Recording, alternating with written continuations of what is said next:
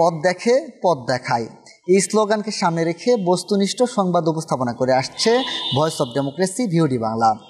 VOD বাংলার জনপ্রিয় অনুষ্ঠান ভিওডির রাজকথন। আমরা এখানে কথা বলি সমসাময়িক রাজনীতি, অর্থনীতি এবং সকল বিষয় নিয়ে। শুধুমাত্র সমাজের ক্ষমতাসীন বা বিত্তবান নয়, সকল শ্রেণী পেশা এবং মতাদর্শের মানুষেরই কথা তুলে ধরি আমরা। ভিওডি বাংলার আজকের এই অনুষ্ঠানে আমাদের সাথে অতিথি হিসেবে উপস্থিত আছে বাংলাদেশ জাতীয়তাবাদী ছাত্রদল কেন্দ্রীয় সংসদের সহসাধারণ সম্পাদক জনাব শারমিন সুলতানা রোমা আপা। আমরা তার সাথে কথা বলবো সমসাময়িক বেশ কিছু বিষয় নিয়ে। আপা কেমন আছেন? আলহামদুলিল্লাহ ভালো আছি। ভালো আছেন ভাইয়া? আমরা জানি আপনি দীর্ঘদিন ধরে ছাত্র রাজনীতির সাথে যুক্ত আছেন। বিগত ফ্যাসিস্ট সরকারের আমলেও ছাত্র রাজনীতির সাথে যুক্ত ছিলেন এবং সক্রিয়ভাবে যুক্ত ছিলেন। সেই পথ চলাটা কেমন ছিল একটু আমাদেরকে জানাবেন। আপনাকে অসংখ্য ধন্যবাদ আজকে আমাকে প্রশ্নগুলো করার জন্য বা আমার সাক্ষাৎকার নেওয়ার জন্য। আমি আমার পরিচয়টা দিই। আমি শারমিন সুলতানা রোমা, ছাত্রদল কেন্দ্রীয় সংসদের আমি সহসাধারণ সম্পাদক। আমি সাবেক কমিটির কার্যনির্বাহী সদস্য ছিলাম এবং দীর্ঘ যে আন্দোলন সংগ্রাম চলেছে সেই আন্দোলন সংগ্রামের মধ্য দিয়ে যে একটা শহীদ পরিবার গড়ে উঠেছে, আমি ওই শহীদ পরিবারেরই একজন সন্তান। আপনি যদি দীর্ঘ 17-18 বছরের যে অবস্থানটা বলেছেন বিএনপির বা আমাদের জাতীয়তাবাদী পরিবারের, সেটার দিকে যদি তাকান তাহলে আমরা যারাই রাজপথে ছিলাম, আপনি ছাত্রদল বলেন, যুবদল বলেন বা বিএনপি পরিবারের যারাই ছিলাম, আমরা সবাই নির্যাতিত ছিলাম। আমি আমার জন্ম থেকে দেখেছি রাজনীতি, যেটাকে বলে যে আমি যখন একদম আমার জন্ম 92 সালে, তখন আমার বাবা ছিল যুবদলের সভাপতি। তো আব্বু যুবদলের সভাপতি থাকা অবস্থায় তখন থেকে দেখে আসছি যে একটা রাজনৈতিক প্রেক্ষাপট বা উত্থান পতন যেটা দেখে এসেছি। আমার বাবা হত্যা হওয়ার পর থেকে যে রাজনীতিটা আমি দেখেছি সেটা হচ্ছে বিরোধী দলীয় রাজনীতি। যখন থেকে আমার রাজনীতিতে পদার্পণ, তো আমি ছাত্রদলের একজন কর্মী হিসাবে কাজ করছি এবং কর্মী হিসাবে যখন থেকেই কাজ করা শুরু করেছি এই বিরোধী দলটা পেয়েছি এবং আমাদের উপর যে নির্যাতন নিপীড়নটা হয়েছে সেটা সারা দেশের মানুষ দেখেছে। আমরা ঘরে ঘুমাতে পারি নাই, আমরা আমাদের পরিবারের সাথে সময় কাটাতে পারি নাই, আমরা স্বাধীনভাবে রাস্তায় চলতে পারি নাই। আমরা কোথাও যদি বের হয়েছি, একটা পরিবেশে গেলে আমাদের পরিচয়টা দিলেই আমরা একটা বিপদের সম্মুখীন হয়েছি, আমরা একটা হেনস্থার শিকার হয়েছি। আমরা একটা প্রোগ্রামে যেতে গেলে আমাদের মোবাইলটাকে ধরে চেক করা হয়েছে যে আসলে আমাদের মোবাইলে কি আছে, আমরা বিএনপির কর্মী কিনা, ছাত্রদলের কর্মী কিনা। তো সব কিছু মিলায় যে প্রেক্ষাপটটা গুম খুন নির্যাতনের শিকার হয়ে আমরা রাজপথে ছিলাম, আন্দোলনে ছিলাম বা জাতীয়তাবাদী পরিবারের একজন কর্মী হিসাবে, একজন সদস্য হিসাবে আমরা সর্বাত্মকভাবে দেশের জন্য, দেশের মানুষের জন্য কাজ করে এসেছি।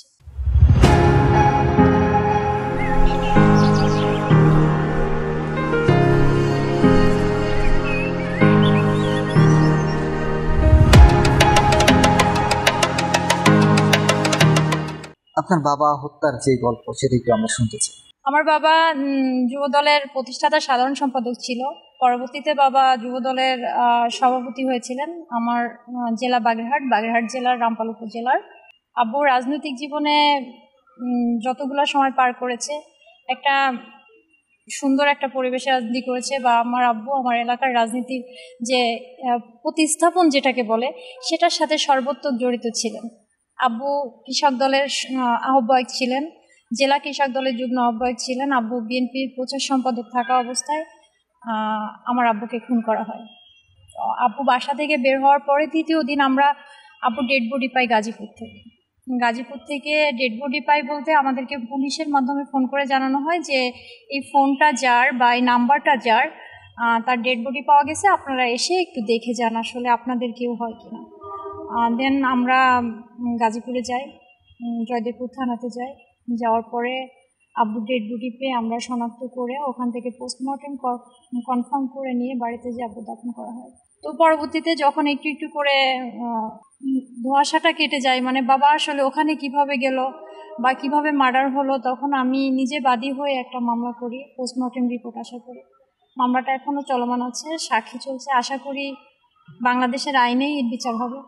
আর যারা আমার বাবাকে খুন করেছে তাদের বিচার তো সেই স্বৈরাচার ফ্যাসিস্টের বিচার তো আসলে মানুষই করে দিয়েছে। এখানে আমার মতো হাজারো সন্তান আছে যাদের বাবা হারিয়েছে, আমার মতো হাজারো বোন আছে যারা ভাই হারিয়েছে। তো সেই পরিবারের সদস্য হিসাবে বলবো আসলে এই দেশে আর কোনো সন্তান বাবা হারা হোক বা আর কোনো ভাই বোন হারা হোক বা বোন ভাই হারা হোক, এটা আমরা কখনোই চাই না, এটা আমাদের কাম্য না। আমরা একটু জানতে চাই যে বর্তমান ছাত্র রাজনীতির প্রেক্ষাপট কেমন দেখছেন?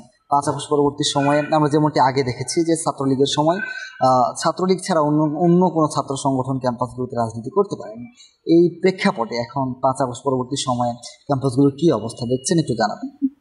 আসলে খুব আনন্দের সাথে এবং গর্বের সাথে আমরা একটা কথা বলতে পারি যে আমরা এমন একজন নেতা পেয়েছি, আমরা এমন একজন রাজনৈতিক পথ প্রদর্শক পেয়েছি যার বর্ণনা করে শেষ করা যাবে না, বা যার তুলনা আমি আজ পর্যন্ত রাজনৈতিক ইতিহাসে কাউকে দিয়ে দিতে পারবো না। মানে আমার দেখা রাজনীতিতে আদার্স আপনি যে কোনো কান্ট্রি বলেন বা যে কোনো রাজনৈতিক সংগঠন বলেন, কোনো নেতৃত্বের তুলনা তার সাথে দেওয়া যাবে না। আমাদের নেতা দেশনায়ক তারেক রহমান ভাইয়া যেভাবে আমাদেরকে দিক নির্দেশনা দিয়ে যাচ্ছেন বা আমাদেরকে যেভাবে পথ চলার যে একটা রাস্তা দেখিয়ে দিচ্ছেন বা যে নির্দেশনাগুলো দিচ্ছেন, সেখান থেকে আপনি ছাত্র রাজনীতির দিকে তাকালে আমরা আগে দেখেছি, যেমন আমি একজন ছাত্রী হিসাবে যেটা বলতে পারি, আমি আমার ক্যাম্পাসে ক্লাস করতে পারি নাই। আমি যখন ক্যাম্পাসে যেতাম আমি মুখে মাস্ক পরে যেতাম, কখনো বোরকা পরে যেতাম, কখনো দেখা যেত যে পরীক্ষা অ্যাটেন্ড করতে পারি নাই পুলিশের ভয়ে, গেটে পুলিশ আছে যেতে পারি নাই, বা ছাত্রলীগ আছে, ছাত্রলীগের কারণে আমরা ওই পরিবেশটাতে কথা বলতে পারি না। আমাদের রাজনৈতিক পরিচয় তো অনেক দূর, আমাদের যে একাডেমিক যে কোর্সগুলো কমপ্লিট করব সেটাও হয় না। আমাদের অসংখ্য ভাইরা আছে যারা 4 বছরের কোর্স 8 বছর হয়ে গেছে, তারা পরীক্ষা অ্যাটেন্ড করতে পারে নাই, তারা মামলার শিকার তো হয়েছে, সাথে ক্যাম্পাসে ঢুকলে হামলার শিকার হয়েছে। আমরা ওই রাজনীতিটা আর চাই না। আমাদের নেতা যে দিক নির্দেশনাগুলো দিয়েছেন সেই দিক নির্দেশনা অনুযায়ী আমরা ক্যাম্পাসে খুব বেশি জড়সড়ো হয়ে বা বড় করে প্রোগ্রাম দিয়ে মিছিল দিয়ে আমরা ক্যাম্পাসের পরিবেশটা এমনভাবে ভারী করতে এখনো পর্যন্ত চাইনি বা করিনি যেটাতে সাধারণ ছাত্রছাত্রীরা ভীত হবে বা সাধারণ ছাত্রছাত্রীদের মনে এটা আসবে যে যেই ছাত্রলীগ ছিল সেই ছাত্রদল এসেছে। আপনারা যদি অন্য সংগঠনগুলোর দিকে তাকান তাহলে দেখবেন যে তারা ঝটিকা মিছিল করছে বা রাজনৈতিক প্রচার করছে, কোথাও বাধা দিচ্ছে বা আমাদের কাউকে দেখলে একটা উস্কানিমূলক কথা বলছে, যেটার ভিতরেও ছাত্রদল কখনো যাচ্ছে না। ছাত্রদল কোনোভাবেই চাচ্ছে না যে একটা বিতর্কিত কোনো ঘটনা ঘটুক। তো ওই জায়গা থেকে আমরা চাই ক্যাম্পাসে একটা সুন্দর পরিবেশ হোক এবং ক্যাম্পাস ভিত্তিক রাজনীতিগুলো এমনভাবে গড়ে উঠুক যেন সাধারণ ছাত্রছাত্রীদের যে চাওয়াগুলা, সাধারণ ছাত্রছাত্রীদের যে পরিবেশটা তারা আশা করে, যে রাজনৈতিক পরিবেশটা আশা করে, সেটা যেন পায়। আর আপনি যদি আরেকটার দিক দেখেন, ছাত্র রাজনীতি থেকেই কিন্তু বাংলাদেশের রাজনীতি, যতগুলা গণ অভ্যুত্থান বলেন আর যত যাই বলেন, যা হয়েছে এ পর্যন্ত এই ছাত্ররাই করেছে। এখন যদি আমরা ছাত্রদের উপর প্রেশার ক্রিয়েট করি বা ছাত্রদের উপর জোর করি, তাহলে তো আমরা ওই পরিবেশটা আসলে দিতে পারলাম না। সেই দিকটা বিবেচনা রেখে আমাদের প্রতিটা ক্যাম্পাসে একটা টিম করা হয়েছে, একজন সহসভাপতি, 2 জন সাধারণ সম্পাদক দিয়ে যে টিমটা করা হয়েছে। আমাদের টিম প্রতিটা ক্যাম্পাসে যাচ্ছে, আমি নিজেও গিয়েছি। যাওয়ার পরে ওখানে নির্বাচনের মাধ্যমে আমাদের কমিটিগুলো গঠন হচ্ছে। তো এই নির্বাচনটা কাদের নিয়ে হচ্ছে? সাধারণ ছাত্রছাত্রীদের নিয়ে। তারা একটা নির্বাচনের পরিবেশটা যেটা কাউন্সিল যেটা হচ্ছে, সেখানে তারা নিজেরাই ভোট দিচ্ছে, তাদের পছন্দ মতো প্রার্থীকে নেতা নির্বাচন করছে এবং তারাই ওই ক্যাম্পাস পরিচালনা করার দায়িত্ব পাচ্ছে। কারণ সাধারণ ছাত্রছাত্রীরা যখন আপনার দায়িত্ব পাচ্ছে, তখন ওই ক্যাম্পাসে পড়াশোনার পরিবেশের সাথে তারা রাজনীতি করার সুযোগ পাচ্ছে। আমরা এটাই চাই, আগামীতে সাধারণ যে ছাত্রছাত্রীরা আছে বা একটা সুন্দর যে পরিবেশটা গড়ে উঠে রাজনীতি করতে পারে, আমরা সেটাই চাচ্ছি। সবার মত প্রকাশের যে অধিকারটা, সেটা যেন প্রতিষ্ঠা হয়, আমরা সেটাই চাচ্ছি। আপনি একজন নারী শিক্ষার্থী হিসেবে ছাত্র দলের মতো একটি রাজনৈতিক সংগঠনে আছেন। ছাত্র দলে নারীদের অংশগ্রহণ কেমন এবং নারীদের জন্য ছাত্র দল জায়গাটা কেমন? আসলে আপনি যে প্রশ্নটা এখন করেছেন যে নারীদের বিষয়ে, ছাত্রদলে নারীদের উপস্থিতি যতটুকু আগে ছিল বা এখন যেটা আছে, সব সময়ের জন্য আমরা চেষ্টা করেছি নারী শিক্ষার্থী যারা আছে তারা যেন আমাদের সাথে এসে আমাদের সাথে মিশে রাজনীতি করার সুযোগ পায়। আপনি শুধু যদি ছাত্র দলের ভিতরে বলেন, আমরা প্রতিটা কর্মীকে বা প্রতিটা মেয়েকে যথেষ্ট পরিমাণ মানে নিরাপত্তা দেওয়ার চেষ্টা করি। বাংলাদেশে একটাই মনে হয় ছাত্র সংগঠন আছে, যেটা ছাত্র দল, যেখানে নারীরা নিশ্চিন্তে নির্বিঘ্নে রাজনীতি করার সুযোগ পায়। আমি একটা মেয়ে হিসাবে বলতে পারি, আমি যখন একটা প্রোগ্রামে যাই আমার প্রতিটা ভাই আমাকে সেফলি নিয়ে বেড়ায়। যখন আমি একটা প্রোগ্রামে যাই আমার একটা ভাইও চায় না যে আমার বোনটা একটা হেনস্থার শিকার হয়। এটা হচ্ছে মানে আমি যদি শুধু ছাত্রদল হিসাব করি সেটা। আর আপনি আরেকটা জিনিসও খুব ভালো করে জানেন যে নারীদের জন্য রাজনীতি করাটা কতটা ক্রিটিক্যাল। প্রতিটা জায়গায় একটা নারী ব্রাশিংয়ের শিকার হচ্ছে, প্রতিটা জায়গায় একটা নারী বাধার শিকার হচ্ছে। যখন কোনো কিছুতেই নারীদের পিছিয়ে রাখতে পারে না, তখন একটা ছাত্রদল নেত্রীকে কি করে, তার চারিত্রিক দিক দিয়ে টান দিবে, না হলে একটা অনলাইনে লেখালেখি করবে, না হলে একটা বিতর্কের সৃষ্টি করবে, যাতে সে রাজনীতিটা করতে না পারে।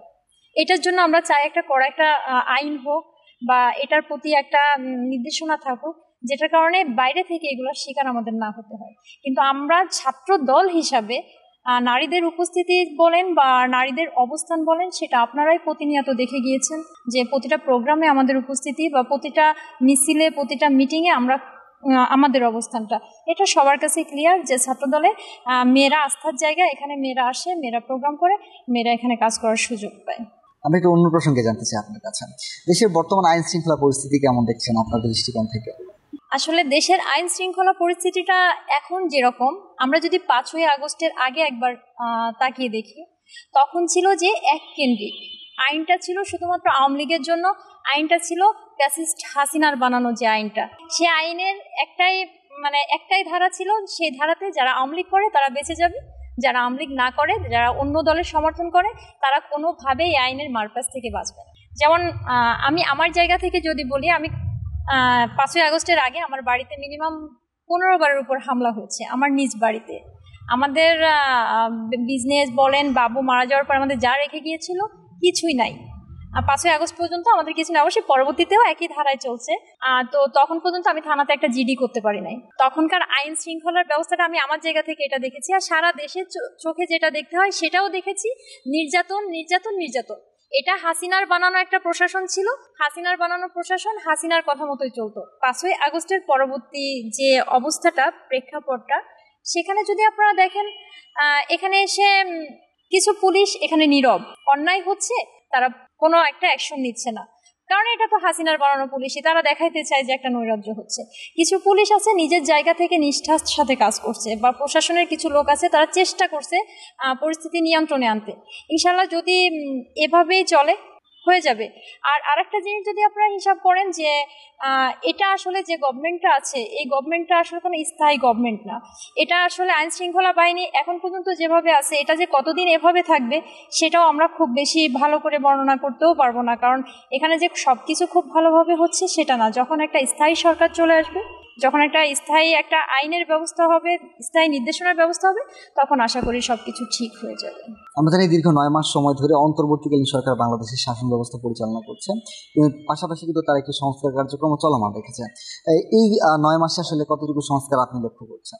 আসলে দৃশ্যমান সংস্কার বলতে, সংস্কার এটাই দেখেছি যে ফ্যাসিস্ট হাসিনা চলে গেছে, এবং চলে যাওয়ার পরে দেশটা একটু একটা আগে যে পরিস্থিতিটা ছিল, যেটা একটা ধরপাকড় একটা অবস্থা ছিল, যেটা একটা এককেন্দ্রিক অবস্থা ছিল, সেটা পরিবর্তন হয়েছে। এর বাইরে আমি খুব বেশি সংস্কার এখনো পর্যন্ত কিছু দেখতে পারি নাই। এই সংস্কারটা আসলে কি হচ্ছে, কিভাবে হচ্ছে, আর কতটুকু হচ্ছে, এটা সম্পর্কে আসলে এখনো পর্যন্ত দৃশ্যমান খুব বেশি কিছু আমাদের চোখে পড়ে নাই। আমরা একটু নির্বাচন ইস্যুতে আপনার কাছে জানতে চাইব। আমরা দেখছি বিভিন্ন রাজনৈতিক দল তারা 300 আসনের প্রার্থী দিচ্ছে এবং তারা নির্বাচনী প্রচারণা চালাচ্ছে। সেই জায়গা থেকে যখন আসলে বিএনপি নির্বাচনের কথা বলছে, তখনই একদল মানুষ বলে শুধু বিএনপি নির্বাচন করে। এই বিষয়ে আসলে আপনি কি বলবেন? আসলে বিএনপি নির্বাচন করবে, এটা স্বাভাবিক, কারণ গত যে 17 বছরের যে আন্দোলন, বিএনপি মাঠে ছিল। দৃশ্যমান যেটা দেখা গেছে, বিএনপি মাঠে ছিল। যখন জামাত ইসলামের রাজপথে দাঁড়ানোর কোনো অপশন ছিল না, তাদের নিবন্ধন ছিল না, যখন ছাত্র শিবির পরিচয় দিত তখন তাদের কোনো বৈধতা ছিল না, তখনও কিন্তু বিএনপি ছিল। বিএনপির উপর যত প্রকার ধরপাকড় ছিল, যত নির্যাতন ছিল, সব কিছু উপেক্ষা করে রাজপথে বিএনপি ছিল। এবং বিএনপির একটাই চাওয়া ছিল, সেটা হচ্ছে একটা জনগণের ভোটে একটা নির্বাচন চাওয়া। সেই নির্বাচনের চাওয়াটা নিয়েই কিন্তু আজকের এই পর্যন্ত যে যতটুকু হয়েছে, সেই নির্বাচনের চাওয়াটা নিয়ে এখানে বিএনপি নির্বাচন চাইবেই। বিএনপি তো জনগণের সমর্থন নিয়ে একটা সরকার গঠন হোক সেটা চায়। বিএনপি তো কখনো বলে নাই যে আমরা ক্ষমতা চাই, কখনো তো বিএনপি বলে নাই যে আমরা জনগণের বাইরে এসে একটা অবস্থান চাই, সেটা তো বিএনপি কখনো বলে নাই। বিএনপি শুধু একটা কথাই বলে, যেটা আমরা জনগণের সমর্থন চাই। আমাদের নেতা তারেক রহমান, কখনো আপনারা কোনো মিডিয়াতে কখনো কোনো বক্তব্যে শুনেছেন যে ভাইয়া বলেছে যে আমরা ক্ষমতা চাই? বলেছে আমরা একটা নির্বাচন চাই, যদি জনগণ আমাদেরকে সমর্থন করে তাহলে সেক্ষেত্রে আমরা এই দেশ এভাবে পরিচালনা করব।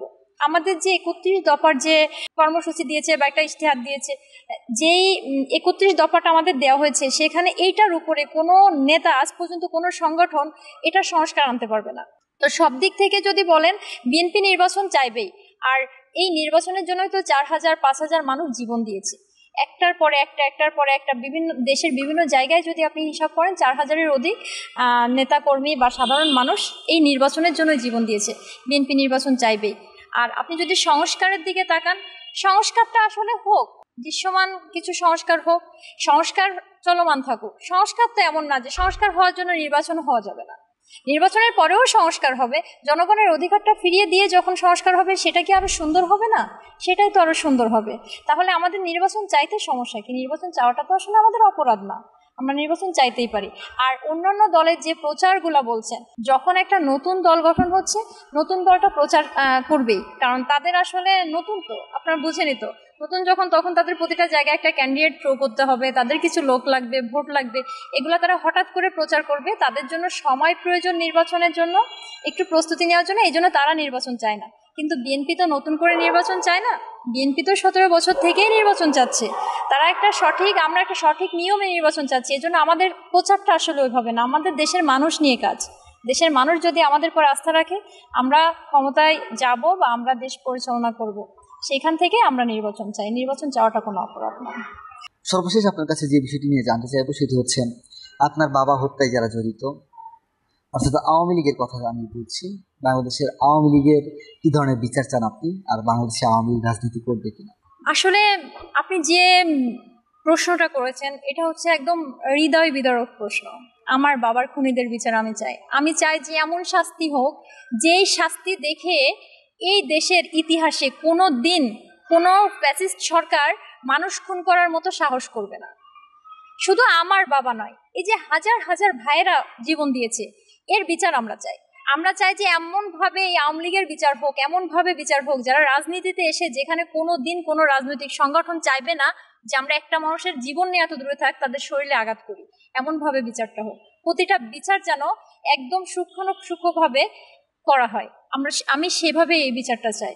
আমার বাবাকে যেমন খুন করা হয়েছে, আমি জানি যে একটা সন্তান যখন তার বাবা হারায়, তখন একটা পরিবার থেকে তার কি চলে যায়, কত পরিমাণ ঝড় তুফান পার করে, কত পরিমাণ দুঃখ দুর্দশা পার করে তার যে এই জায়গাটায় টিকে থাকতে হয়, এটা আমি জানি। ঠিক একইভাবে বাংলাদেশের যতগুলো পরিবার থেকে একজন মানুষ খুন হয়েছে বা একজন মানুষ গুম হয়েছে, সেই গুম খুনের যে আর্তনাদটা, সেই আর্তনাদের জায়গা থেকে এই আওয়ামী লীগের রাজনীতি করার অধিকার এই খুনিদের নাই। একটা সংগঠনের রাজনীতি করার অধিকার নাই এটা না, যারা এই খুনের সাথে সংশ্লিষ্ট ছিল, যারা এভাবে মানুষ মেরেছে বা মানুষের উপর নির্যাতন করেছে, তাদের রাজনীতি করা তো দূরে থাক, কোনোভাবে বেঁচে থাকার অধিকারও নাই, কারণ এরা একটা খুনি, এরা কখনো শুধরাবে না। ধন্যবাদ আপনাকে ভিওডি বাংলার সাথে সময় দেওয়ার জন্য। ধন্যবাদ আপনাকে, অসংখ্য ধন্যবাদ। দর্শক, আপনাদেরকেও ধন্যবাদ জানাচ্ছি ভিওডি বাংলার সবচেয়ে জনপ্রিয় অনুষ্ঠান ভিওডির রাজকথনের সাথে থাকার জন্য। দেখা হবে পরবর্তী কোনো আরও একটি পর্বতে। ততক্ষণ পর্যন্ত ভালো থাকবেন, সুস্থ থাকবেন।